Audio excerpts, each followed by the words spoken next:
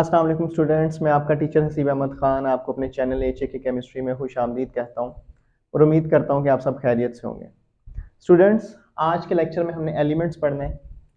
सबसे पहले हम एलिमेंट्स की हिस्ट्री पढ़ेंगे, फिर उसकी डेफिनेशन पढ़ेंगे, फिर हम पढ़ेंगे कि हमारे पास एलिमेंट हमारे नेचर में किस परसेंटेज से पाए जाते हैं। उसके बाद हम देखेंगे कि हमने फिजिकल स्टेट की बेसिस पे एलिमेंट्स को कितने ग्रुप्स में डिवाइड किया हुआ है और उसके अलावा प्रॉपर्टीज़ की बेस पे हमने एलिमेंट्स को किस तरह डिवाइड किया हुआ है। तो हम स्टार्ट करते हैं एलिमेंट्स हिस्ट्री। सबसे पहले जी हम एलिमेंट्स की हिस्ट्री पढ़ेंगे। In early ages only 9 elements were discovered. Early ages में बहुत पहले हमारे पास सिर्फ कितने एलिमेंट्स डिस्कवर हुए थे? 9 एलिमेंट्स डिस्कवर हुए थे। उनके नाम क्या हैं जी? Carbon, gold, silver, tin, mercury, lead, copper, iron and sulphur.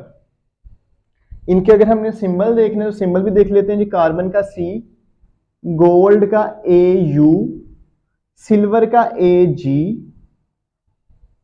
Tin का SN, मरकरी का HG, उसके अलावा लेड का है जी PB, उसके अलावा कॉपर का CU, आयरन का Fe और उसके अलावा सल्फर का S। यहाँ पे कुछ एलिमेंट्स ऐसे हैं जिनका नाम तो कुछ और है लेकिन उनका जो सिंबल है वो कोई और है। वो यूं है कि नाम उनका किसी और लैंग्वेज में है लेकिन हमने उसको बाद में इंग्लिश में किया। लाइक टिन का SN है तो उसको हमने इसका असल नाम जो है वो स्टेनम है, ठीक है, इंग्लिश में हम इसको टिन बोलते हैं। गोल्ड का असल नाम ऑरम है, इसको हम इंग्लिश में गोल्ड बोलते हैं। सिल्वर का अर्जेंटम है, इसको हम सिल्वर बोलते हैं। आयरन का फेरम है, इसको हम आयरन बोलते हैं, ठीक है। तो ये हमारे पास कुछ एलिमेंट्स हैं जो कि सिर्फ हमारे पास बहुत पहले हमारे पास सिर्फ 9 एलिमेंट्स डिस्कवर हुए थे। उसके बाद 19वीं सदी के आखिर तक, 19th सेंचुरी के एंड तक हमारे पास कितने एलिमेंट्स डिस्कवर हो गए? 63 एलिमेंट्स डिस्कवर हो गए, ठीक है। और अब हमारे पास टोटल कितने एलिमेंट्स हैं? 118 एलिमेंट्स हैं, जिनमें से 92 हमारे पास नेचुरली अकरिंग है, जो कि हमारे पास कुदरती तौर पे पाए जाते हैं, और जो बाकी एलिमेंट्स हैं वो हमने खुद लैब्स में प्रिपेयर किया है, ठीक है जी। उसके बाद हम आते हैं डेफिनेशन पे। ये डेफिनेशन पे आने से पहले मैं आपको बता दूं कि वैसे तो ये हमारा शॉर्ट क्वेश्चंस और MCQs के लिए बहुत ज़्यादा इंपॉर्टेंट टॉपिक है। उसके अलावा ये हमें लॉन्ग क्वेश्चन के तौर पर भी कभी कभी आ जाता है, ठीक है। तो इसको हमने इस तरह तैयार करना है कि अगर लॉन्ग क्वेश्चन के तौर पे आ जाए तो हमें इसको करने में मुश्किल ना हो। अब जी डेफिनेशन की तरफ आते हैं। It is a substance made up of same type of atoms having same atomic number and cannot be decomposed into simple substances by ordinary chemical means।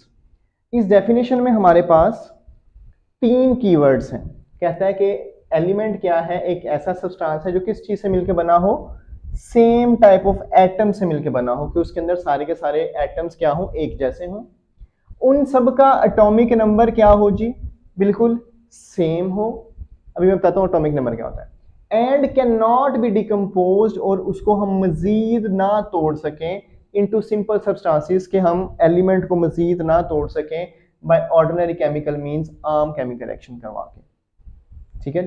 अब एटॉमिक नंबर क्या होता है? किसी भी एटम के न्यूक्लियस के अंदर जितने भी हमारे पास नंबर ऑफ प्रोटॉन्स होते हैं, एटॉमिक नंबर क्या है?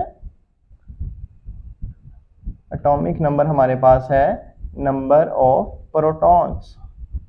किसी भी एटम के न्यूक्लियस के अंदर जितने प्रोटॉन्स होंगे वो उसका एटॉमिक नंबर होगा।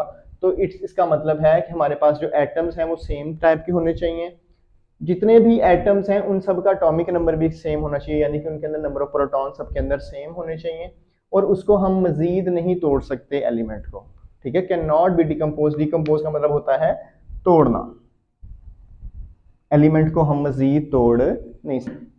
उसके बाद elements occur in nature, elements हमारे पास कुदरत में पाए जाते हैं इन फ्री और कंबाइंड फॉर्म, आजादाना तौर पे भी पाए जाते हैं और किसी ना किसी के साथ मिले हुए भी पाए जा सकते हैं, ठीक है जी। एलिमेंट हमारे पास आजादाना तौर पे कि सिंपल अकेला, जिस तरह आर्गॉन है, हीलियम है, नियोन है, ये हमारे पास फ्री फॉर्म में पाए जाते हैं। और उसके अलावा जो बाकी एलिमेंट्स हैं वो हमारे पास कंबाइंड फॉर्म में पाए जाते हैं, किसी ना किसी के साथ मिले होते हैं। लाइक सोडियम है तो सोडियम ज्यादातर क्लोराइड के साथ मिला होता है, सोडियम क्लोराइड, ठीक है, तो वो कंबाइंड फॉर्म में पाए जाते हैं। और जो हमारे पास नोबल एलिमेंट्स हैं, ठीक है, वो हमारे पास फ्री फॉर्म में पाए जाते हैं। उसके बाद हमारे पास ये टेबल आपका जी एमसीक्यूज के लिए बहुत ज्यादा इंपॉर्टेंट है, ठीक है। इस टेबल में हमारे पास परसेंटेजेस लिखी हैं कि अर्थ क्रस्ट में हमारे पास कितने परसेंट कौन सा एलिमेंट पाया जाता है, ओशन समंदर में हमारे पास कितने परसेंट कौन सा एलिमेंट पाया जाता है, और एटमॉस्फेयर में एयर में हमारे पास कितने परसेंट कौन सी गैस पाई जाती है, ठीक है जी। तो ऑक्सीजन अर्थ क्रस्ट जो जमीन का ऊपर वाला हिस्सा है, क्रस्ट हम बोलते हैं छिलके को, क्रस्ट हम किसको बोलते हैं, छिलका, लाइक ऊपर वाली लेयर, ठीक है।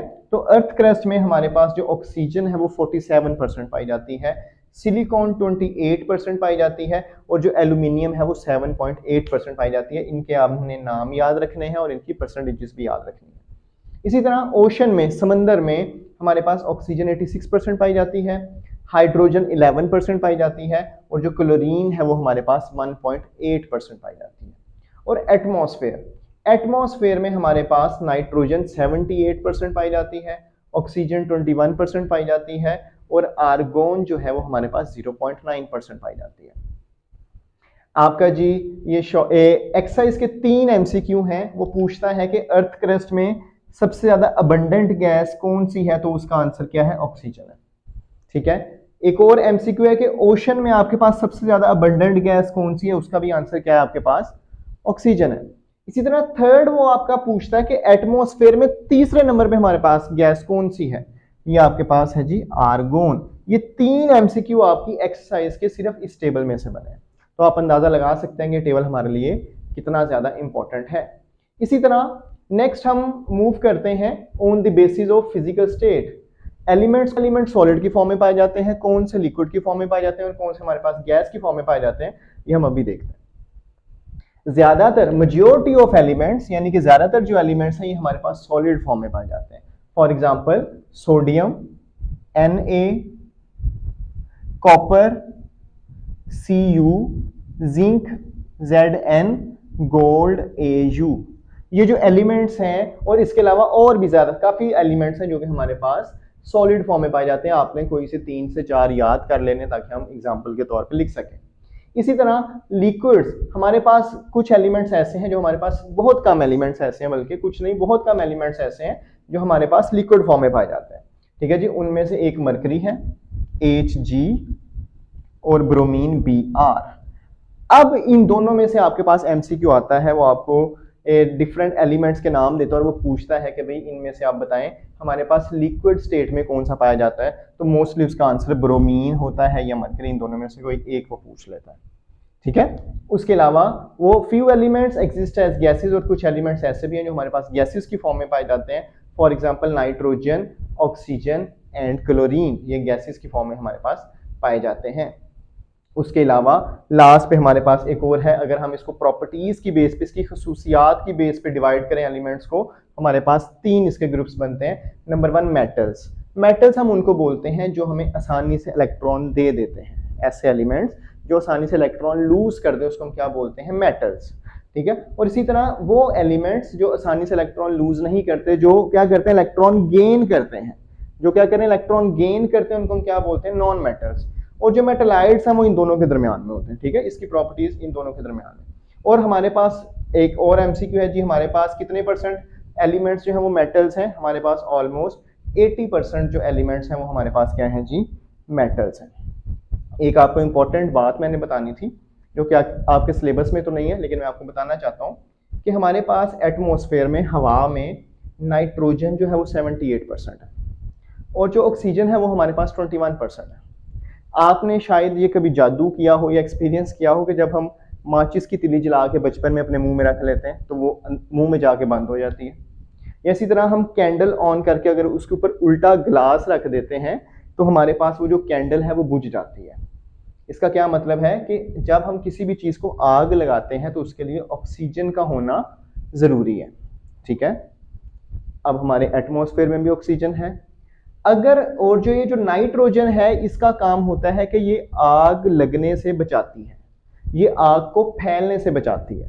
ठीक है। तो अब अगर हमारे पास एनवायरनमेंट में, हमारे एटमॉस्फेयर में नाइट्रोजन ना होती, तो अगर हम माचिस की एक तीली जलाते तो उससे हमारी इस पूरी दुनिया को आग लग सकती थी। तो उसको बचाने के लिए अल्लाह ताला ने एटमॉस्फेयर में नाइट्रोजन कितने परसेंट रखी है, 78%, ताकि आग हमारे पास ज्यादा ना फैले। ठीक है जी, ये मैंने आपको एक एक्स्ट्रा बात बतानी थी। मैं उम्मीद करता हूँ कि जी आपको ये लेक्चर बहुत अच्छी तरह समझ आया होगा। अगर आपका कोई क्वेश्चन हो तो आप वो मेरे से कमेंट सेक्शन में पूछ सकते हैं। और नेक्स्ट वीडियो तक के लिए अल्लाह हाफिज़।